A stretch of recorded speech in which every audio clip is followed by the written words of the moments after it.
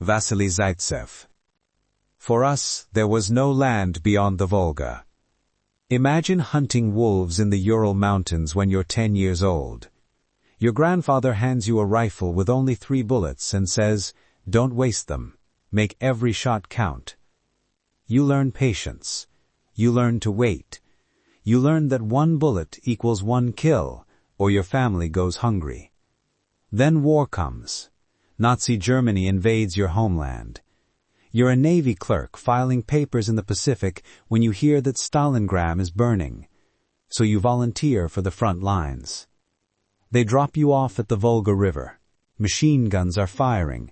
Artillery is exploding. Bodies are everywhere. Your commanding officer points to a German officer 800 meters away and says, "Show me what you can do." You raise your standard-issue rifle, no scope, and fire once. The German falls dead. Your commander hands you a sniper rifle and says, "Kill as many as you can." Over the next 4 months, you kill 225 confirmed enemy soldiers. The Germans are so terrified of you they send their best sniper, a major from Berlin's sniper school, to hunt you down. For days you stalk each other through the rubble. It's a game of chess played with bullets. 1 mistake means death. And in the end, only one of you walks away. This is the true story of Vasily Zaitsev, the Soviet sniper whose name became synonymous with the Battle of Stalingrad.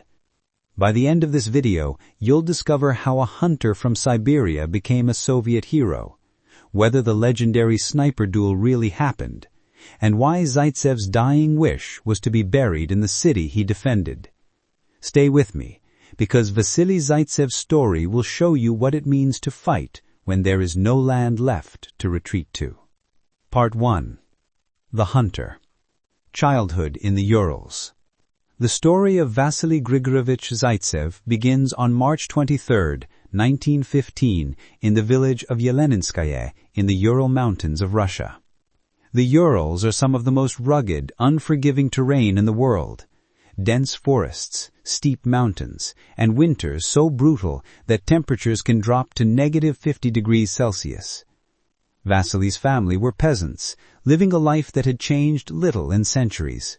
They farmed in the short summers and hunted in the long winters. Survival depended on skill, endurance, and resourcefulness.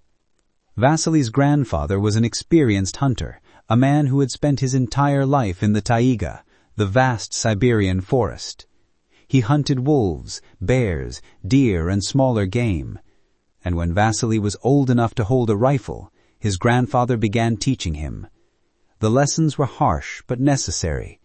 Vasily's grandfather would give him only a few bullets and send him into the forest alone. "Don't waste your shots," he would say. "1 bullet, 1 kill. If you miss, you go hungry." Vasily learned quickly. He learned to move silently through the snow, leaving no tracks. He learned to read animal behavior, to predict where they would go. He learned patience, sometimes lying motionless for hours waiting for the perfect shot. And most importantly, he learned marksmanship. By the time he was a teenager, Vasily could hit a running wolf at 300 meters with iron sights. These skills, learned out of necessity in the brutal Ural wilderness, would one day make him the most feared sniper in Stalingrad. But Vasily's life took an unexpected turn. In 1937, at age 27, he joined the Soviet Navy and was assigned to the Pacific Fleet in Vladivostok, over 6,000 kilometers from his home. It was a desk job. Vasily worked as a clerk, filing papers, managing logistics. It was safe, boring, and completely unsatisfying for a man who had grown up hunting in the wilderness. For 4 years, Vasily shuffled papers while the world descended into war. Germany invaded Poland in 1939. France fell in 1940. Britain stood alone. And in June 1941, Hitler betrayed Stalin and launched Operation Barbarossa, the largest military invasion in history. Over 3 million German soldiers poured into the Soviet Union. The Soviet Union was reeling. Entire armies were encircled and destroyed. Cities fell. millions of Soviet soldiers were killed or captured. By late 1942, the German army had reached the Volga River and the city that bore Stalin's name, Stalingrad. Vasily Zaitsev heard the news and made a decision. He volunteered for the transfer to the front lines. He was 27 years old, a junior lieutenant in the Navy, and a member of the Communist Party. He wanted to fight. His request was granted. In September 1942, Vasily was assigned to the 1047th Rifle Regiment of the 284th Tomsk Rifle Division, part of the 62nd Army defending Stalingrad. Vasily Zaitsev was going to war. Part 2. Arrival at Stalingrad. Hell on the Volga. On September 17, 1942, Vasily Zaitsev crossed the Volga River and entered Stalingrad. What he saw was unlike anything he had ever imagined. The city was burning. Smoke rose from thousands of fires. German Stuka dive bombers screamed overhead, dropping bombs on what little remained standing. Artillery exploded constantly. The smell of death, rotting corpses, burning buildings, and cordite hung over everything like a blanket. Stalingrad had been a thriving industrial city of 400,000 people. Now it was a graveyard. Buildings were reduced to skeletal ruins. Streets were clogged with rubble. The Volga River itself was choked with corpses and wreckage. And in this hell, Soviet soldiers were expected to hold the line. The Germans had pushed the Soviet 62nd Army back to the Volga. The Soviets controlled only a narrow strip of land along the riverbank, in some places just a few hundred meters deep. Soviet commanders knew that if they lost Stalingrad, the Germans would control the Volga, cutting off Soviet oil supplies from the Caucasus. The war might be lost. So Soviet leader Joseph Stalin issued Order No. 227, not one step back. Any soldier who retreated without orders would be shot. Penal battalions and blocking detachments were formed to enforce the order. The message was clear: fight or die. There was no third option. General Vasily Chukoev, commander of the 62nd Army, summed it up in words that would become legendary. For us, there was no land beyond the Volga. Vasily Zaitsev adopted those words as his personal motto. He would later title his memoir after them. When Vasily arrived at his regiment, his commanding officers were skeptical. Here was another replacement, another Navy clerk who probably never fired a rifle in combat. But Vasily's company commander decided to test him. The commander pointed to a German officer 800 meters away, directing artillery fire, and said, "Can you hit him?" Vasily raised his standard-issue Mosin Nagant rifle, no scope, and fired once. The German falls dead. The commander stared at Vasily in astonishment. "Where did you learn to shoot like that?" "In the Urals, hunting wolves with my grandfather." The commander immediately assigned Vasily to sniper duty and gave him a rifle with a telescopic scope. Kill as many as you can. Vasily Zaitsev had found his purpose. Part 3. The Sniper. Tactics and Techniques. Vasily quickly adapted to urban warfare. Stalingrad was perfect terrain for snipers. The ruined buildings provided countless hiding spots. The rubble created natural cover, and the constant smoke and dust made it nearly impossible for the enemy to spot a concealed shooter. Vasily developed tactics that would later be taught to Soviet snipers throughout the war.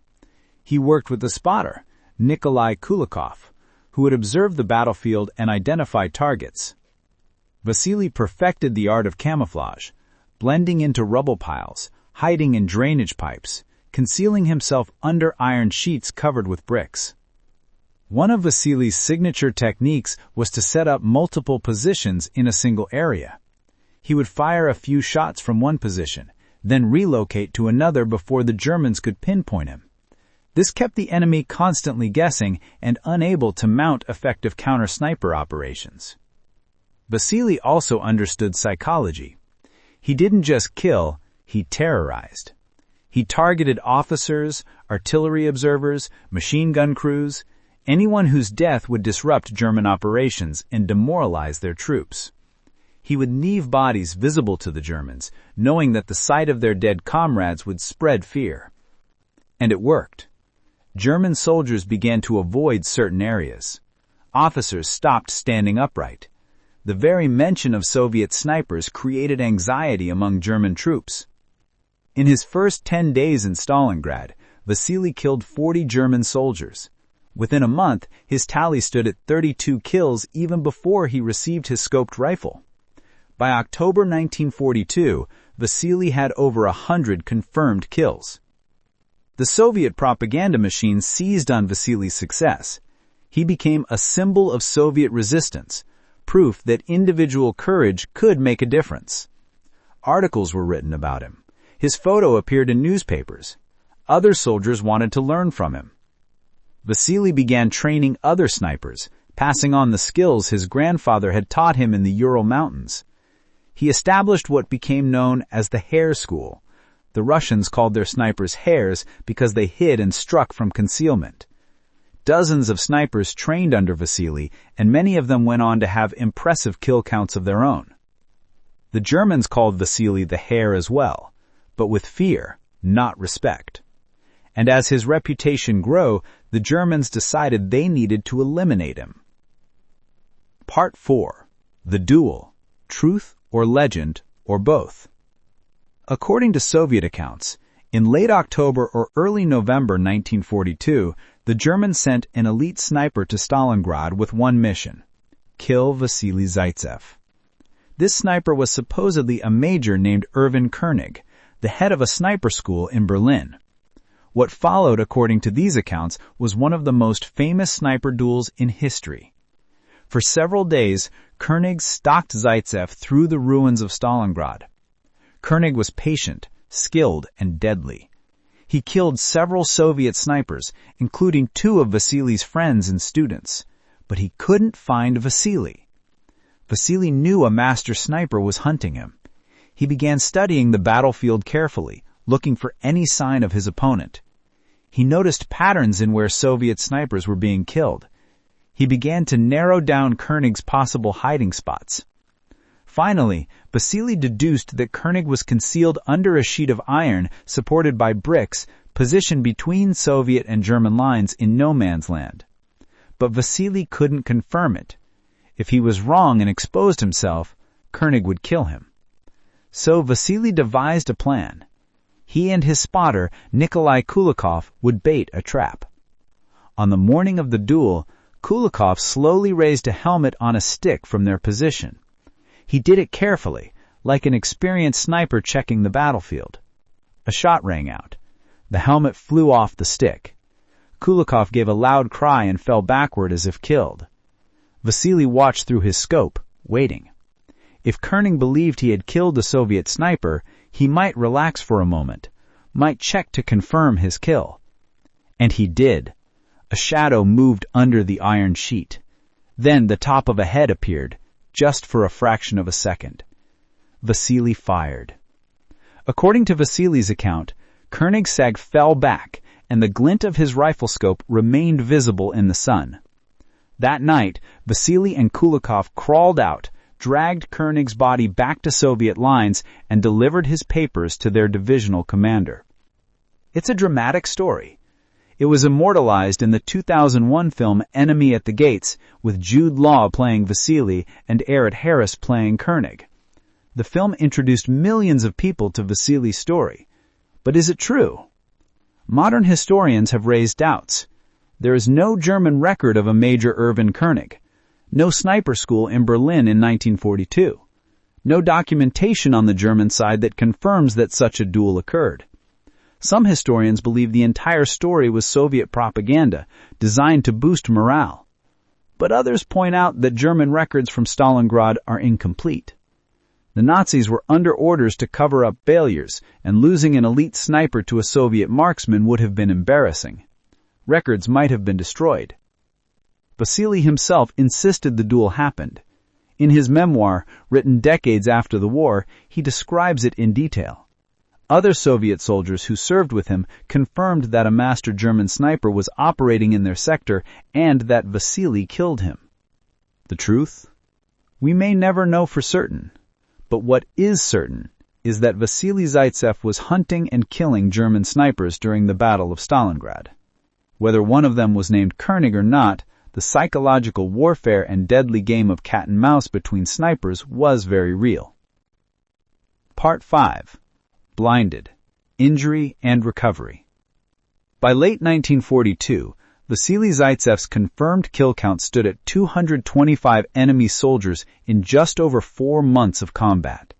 He had become a Soviet hero, awarded medals and commendations. His face was known across the USSR. But in January 1943, Vasily's war came to a sudden and terrifying end. During a Soviet attack, a German mortar shell exploded near Vasily's position. Shrapnel tore into his face and eyes. The pain was excruciating. When Vasily tried to open his eyes, he couldn't see. He had been blinded. Vasily was evacuated from Stalingrad to a military hospital. Doctors examined him and delivered devastating news. The damage to his eyes was severe. He might never see again. For a sniper, blindness is the end of everything. Vasily's entire identity, his purpose, his reason for fighting, all of it depended on his ability to see. But Vasily refused to give up. He was transferred to a specialist hospital in Moscow where he came under the care of Professor Vladimir Filatov, one of the Soviet Union's leading ophthalmologists and a pioneer in corneal transplant surgery. Professor Filatov performed multiple surgeries on Vasily's eyes. The procedures were experimental, risky, and incredibly painful. For weeks Vasily lay in darkness, not knowing if he would ever see again. Then, slowly, miraculously, his vision began to return. First just light and shadows, then shapes, then details. After months of treatment, Vasily Zaitsev could see again. He had been saved, and he was determined to return to the fight. Part 6. Return to the front. Fighting to Berlin.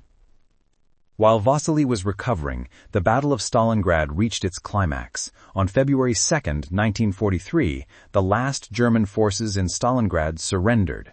Over 90,000 German soldiers were taken prisoner. It was the turning point of the war on the Eastern Front. Hitler's armies would never recover. But the war was far from over. In February 1943, Vasily Zaitsev was awarded the title Hero of the Soviet Union, the highest honor in the USSR. He was promoted to the rank of captain, and once he had recovered sufficiently, he requested to return to combat. Vasily fought through the remainder of the war, participating in the Soviet advance westward. He was no longer on the front lines as a sniper. His injuries had ended that chapter of his life. Instead, he trained new snipers, passing on the skills and tactics he had perfected in Stalingrad. In April 1945, Vasily participated in the Battle of the Seelow Heights in Germany, one of the final major battles before the fall of Berlin. On May 8, 1945, Germany surrendered. The war in Europe was over. Vasily Zaitsev had survived. Part 7. After the War. Life as a civilian. After the war, Vasily settled in Kyiv, Ukraine. He enrolled in a textile university, studying engineering. It was a completely different life from the one he had led in Stalingrad. No more killing, no more hiding in rubble waiting for a target, just a normal, peaceful existence. Vasily graduated and obtained employment as an engineer. He eventually rose to become the director of a textile factory. He married and had a family. For decades, he lived quietly, rarely speaking about the war. But Vasily never forgot Stalingrad. He wrote his memoir, Notes of a Russian Sniper, published in English as There Was No Land for Us Beyond the Volga. In it, he described his experiences, his techniques, and the men he fought alongside. The book was not widely read outside the Soviet Union until decades later. But in Russia, Vasily remained a hero, a symbol of Soviet resistance and courage. As Vasily aged, his health declined. the wounds he had suffered in the war, both physical and psychological, took their toll. On December 15, 1991, just 11 days before the Soviet Union itself would cease to exist, Vasily Zaitsev died in Kyiv at the age of 76. But Vasily's story didn't end there. Part 8. The Final Wish. Reburial at Mamayev Kurgan. Before he died, Vasily made one final request. He wanted to be buried in Stalingrad, the city he had defended. But due to bureaucratic complications, Vasily was initially buried in Kyiv. For 14 years, his grave remained there, far from the city where he had become a legend. Then, in 2006, the Russian government decided to honor Vasily's final wish. His remains were exhumed and transported to Volgograd, as Stalingrad had been renamed in 1961. On January 31, 2006, Vasily Zaitsev was reburied with full military honors at Mamayev Kurgan, the massive war memorial overlooking Volgograd. Mamayev Kurgan was the site of some of the fiercest fighting during the Battle of Stalingrad. Today, it is a sacred place where over 35,000 Soviet defenders are buried. At the reburial ceremony, Russian officials, veterans, and civilians gathered to pay their respects. Vasily's coffin was draped with the Soviet flag. Soldiers fired a salute. And finally, Vasily Zaitsev was laid at rest in the city he had fought so hard to defend. His gravestone is simple, marked with his name, his rank, and the title Hero of the Soviet Union. Every year, thousands of people visit Mamayev Kurgan. They lay flowers at the memorials. They remember the men who fought and died there. And many of them stop at Vasily Zaitsev's grave. Part 9. The Legacy. Enemy at the Gates and Beyond. Vasily Zaitsev's story gained international attention in 2001 with the release of Enemy at the Gates, a Hollywood film directed by Jean-Jacques Annaud and starring Jude Law as Vasily. The film dramatized the sniper duel between Vasily and Koenig, as well as the broader Battle of Stalingrad. The film was controversial. Historians criticized its historical inaccuracies. Russian veterans complained that it portrayed Soviet soldiers as incompetent and cowardly. Some argued that the entire Koenig duel was Soviet propaganda and shouldn't have been featured. But the film also introduced Vasily's story to millions of people worldwide. It sparked renewed interest in the Battle of Stalingrad and the role of snipers in the war. Today, Vasily Zaitsev is remembered as one of the greatest snipers in military history. His confirmed kill count of 225 in just 4 months is extraordinary. But more than that, Vasily is remembered for his courage, his skill, and his determination to defend his homeland when defeat was certain. In Russia, Vasily is a national hero. Streets and schools bear his name.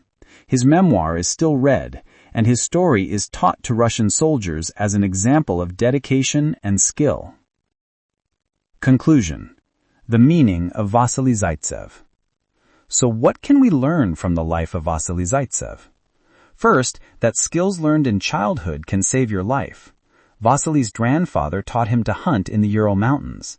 Those lessons made him the deadliest sniper in Stalingrad. Second, that patience and discipline are as important as marksmanship. Vasily didn't rush. He waited for the perfect shot, and that discipline kept him alive. Third, that one person can make a difference. Vasily's 225 confirmed kills weren't just numbers. Each kill removed a threat, disrupted German operations, and boosted Soviet morale. Fourth, that propaganda and reality can blur. The Koenig duel may or may not have happened exactly as described, but the legend inspired Soviet soldiers and terrified the Germans. Sometimes the story is as powerful as the truth. And finally, that heroes want to be remembered where they fought. Vasily's final wish was to be buried in Stalingrad, because that city, that battle, defined his life. Vasily Zaitsev, the hunter from the Urals, became the heir of Stalingrad. He killed 225 enemy soldiers. He trained dozens of other snipers. He survived blindness and returned to the fight. And when he died, he was laid at rest on the hill where so many of his comrades had fallen. For us, there was no land beyond the Volga. Vasily Zaitsev lived those words. And because men like him refused to retreat, Stalingrad held, and the war was won. Thank you for watching. If this story moved you, please like, subscribe, and share this video. We'll be back with more incredible stories of warriors whose courage changed history. Until then, remember what Vasily Zaitsev proved, that when there is nowhere left to run, you stand and fight.